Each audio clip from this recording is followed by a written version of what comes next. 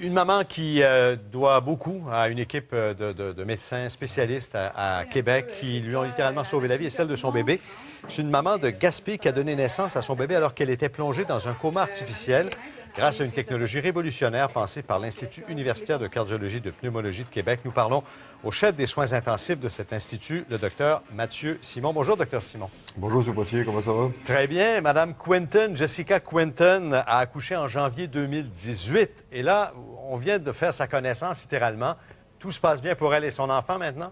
Oui, c'est vraiment... Écoutez, ils ont été très chanceux. Puis pour nous, c'est une récompense extraordinaire de les voir un an plus tard, jeunes, heureux, puis avec un avenir plein de promesses. Expliquez-nous ce que vous avez fait pour elle, avec elle, et le fait comment vous avez pu sauver son bébé et la maman.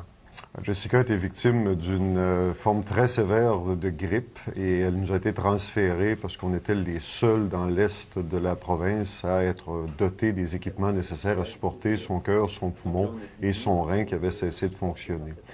Ses chances de décès étaient au-dessus de 80 % et les chances de mort pour l'enfant étaient dans ces environs-là aussi.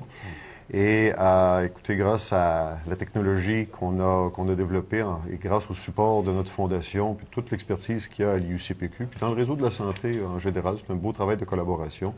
On a réussi, au bout d'une semaine de support de son cœur, de son poumon et de ses reins, à la fois à accoucher William, puis il était en parfaite santé, même s'il était très jeune, et à sauver Jessica, puis à leur retourner une vie complètement normale aujourd'hui. Vous avez présenté cette machine cœur-poumon de format réduit que vous avez littéralement commandée là, à votre institut. Vous avez fait fabriquer, en fait, c'est vous qui avez demandé aux fabricants de mettre au point cet appareil plus petit. C'est ce qui a permis, pendant son transfert, qu'elle ne perde pas la vie. Et c'est le cœur de l'histoire.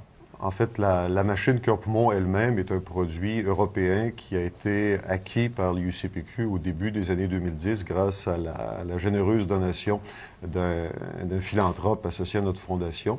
Et ce philanthrope-là, M. Guérin, est allé convaincre des relations d'affaires chez Technimont, par exemple, une industrie de Québec qui fait rayon dans toute l'Amérique du Nord, de créer une plateforme qui permet de transporter sécuritairement cette machine-là. Il faut comprendre que cette machine-là est reliée aux patients qu'elle supporte par des tuyaux qui sont de la grosseur d'un tuyau d'arrosage de jardin.